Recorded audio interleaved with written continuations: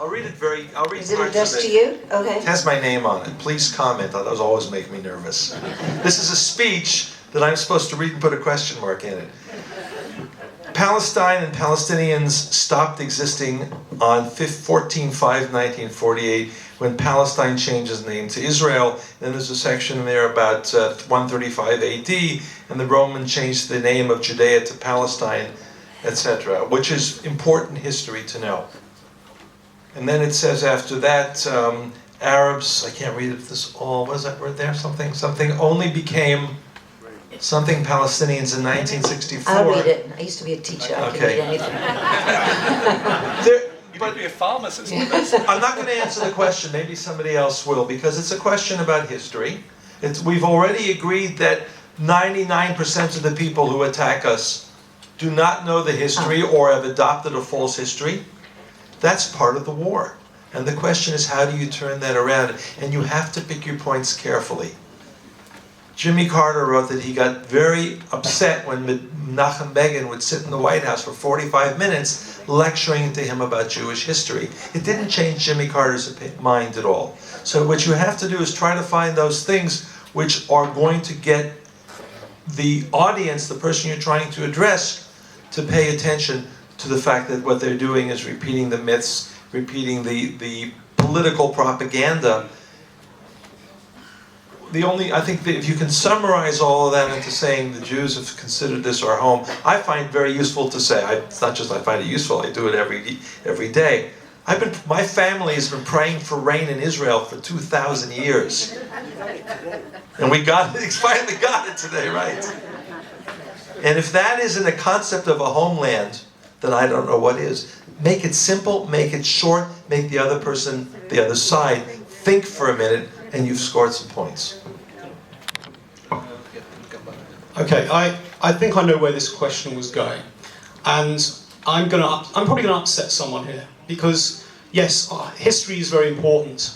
But all of the polling that has been done in terms of how we perceive the Palestinians, all of it has said to us that if you start going around making the argument that there's no such thing as a Palestinian people, you're not going to be very well liked.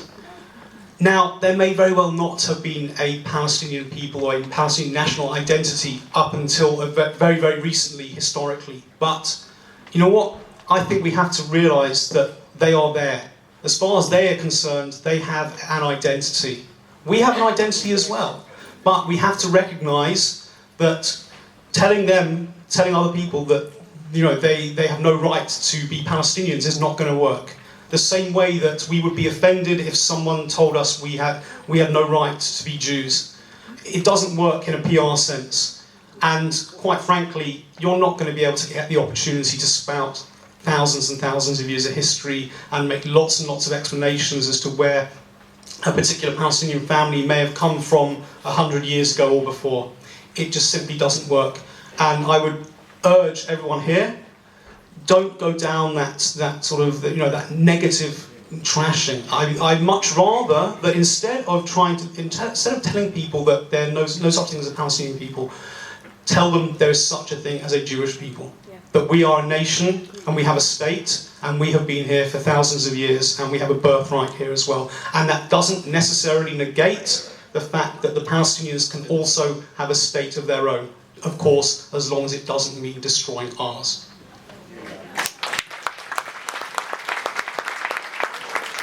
I had an interesting experience a few months ago. I spoke to a group of Norwegian teenagers who were here on a program to see the Holy Land, organised by an Arab group. How did I get in there? Just like, when we organise a group, we bring in the... Sorry. How did I get in there talking to these Norwegian teenagers organised by an Arab group? Just like when we do a program, we bring in the token Arab so we look even-handed. I was the token Jew for this Arab program. So I had to give the Israeli viewpoint. So I started off by showing them a slide of Shai Agnon and a quote from his acceptance speech when he got the Nobel Prize for Literature. I explained this is the first Israeli who got the Nobel Prize for Literature. All Scandinavians bask in the reflected glory of the Nobel Prizes, whether they're Swedish or not. And Shah Agnon said, because of the historic disaster that befell the Jewish people, I was born in one of the cities of the dispersion, but I always regarded myself as a citizen of Jerusalem. I said, that's Shah Agnon. If I can paraphrase it, let me talk about myself. My name is David Oleska. I was born in a city called Harrogate in England, but that was only in a dream. In reality, I was born in Jerusalem and I was exiled by the Emperor Titus, and it took me 2,000 years to get home, and I'm here. They ate out of the palm of my hand. They lapped it up. Now, there is a problem, not just in the foreign ministry, of viewing Israel advocacy, if I can caricature, as talking about soldierettes in bikinis with laptops. The rebranding of Israel.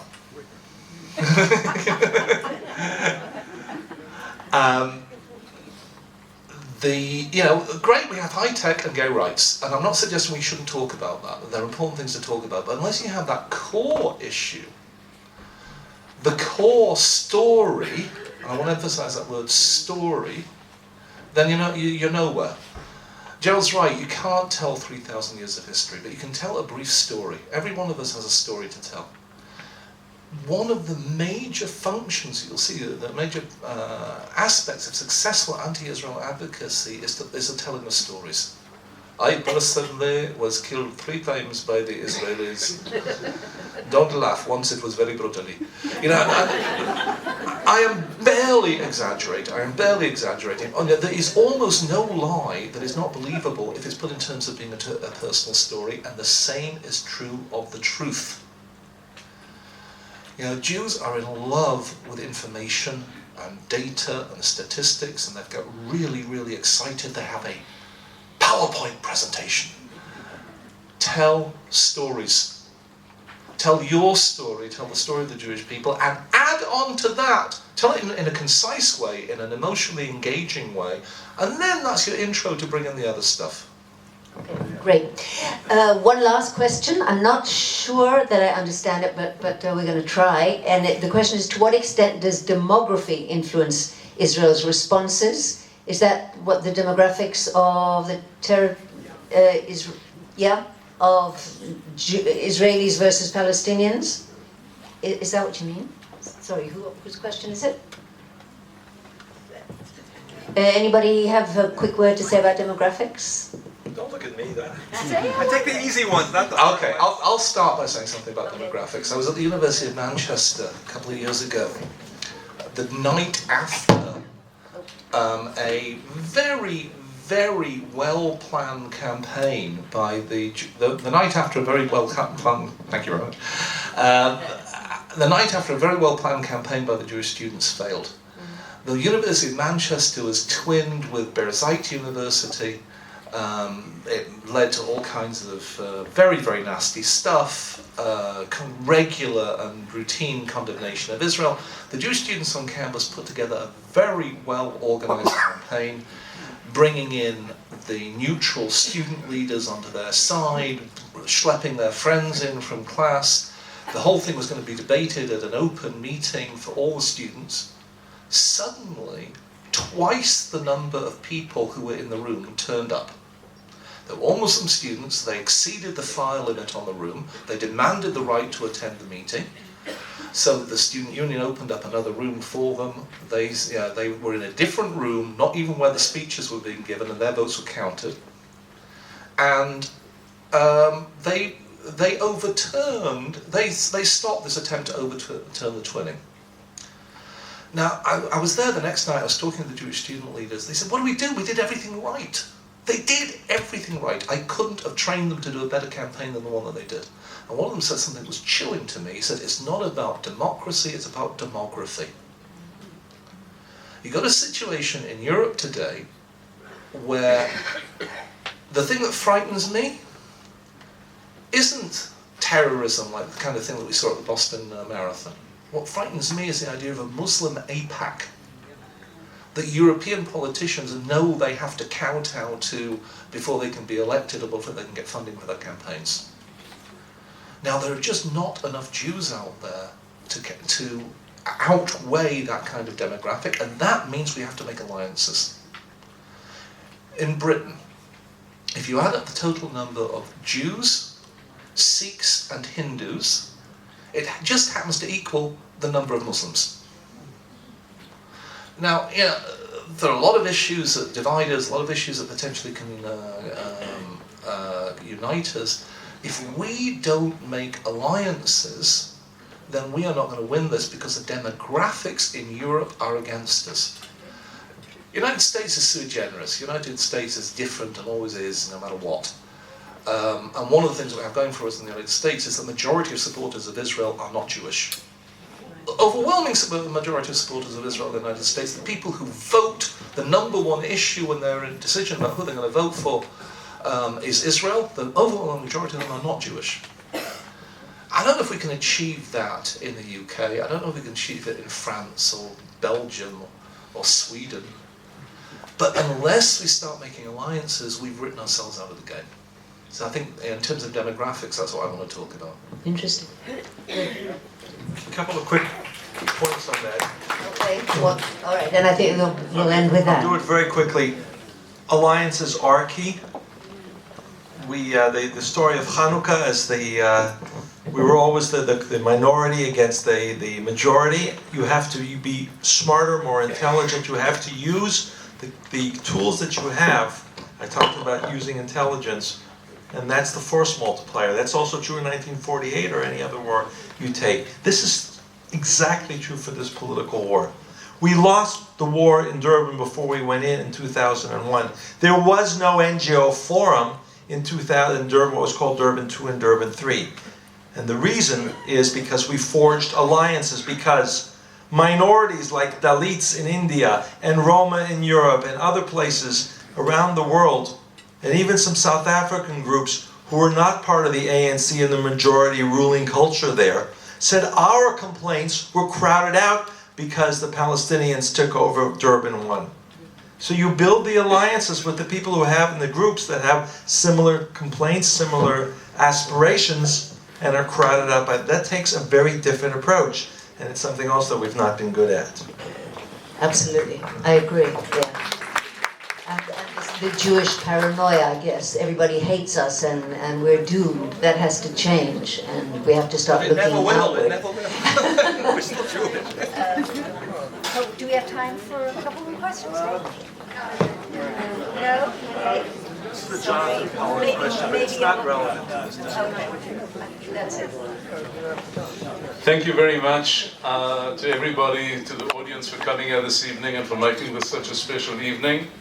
I'm sorry really that we can't take any more questions, but we're about 10 or 20 minutes later than we originally scheduled, but I'm sure that everybody's had a great time. And once again, I thank you all for coming. I'd also like to, I know that I speak here on behalf of everybody present tonight. I really want to once again thank very much our 5 students who went to South Africa from the IBC, and to tell you people that you guys really did a wonderful job. I know that you represented us in a really hostile environment, but you did a great job. Thank you. I also want to thank the members of our esteemed panel, Professor Steinberg, David Aleska, Simon Plosker, and of course Trevor Asson, who had to leave earlier. I'd like to thank Leah Zinder, our very professional moderator, for doing such a great job, and for ensuring that the message and the various subjects that we wanted to touch on, that they were in fact touched on. A couple of other things. Once again, to thank Beit Protea for their wonderful hospitality this evening. It's really great to be able to come to a community centre like this and to be part of it and to host such an important event here.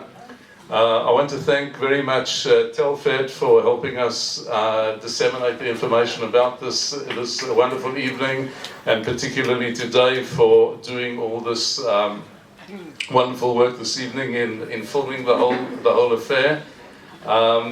One of the things that we want to discuss and try and develop is perhaps create a number of public diplomacy workshops which will enable all of us to become more efficient and more skilled in this particular battle.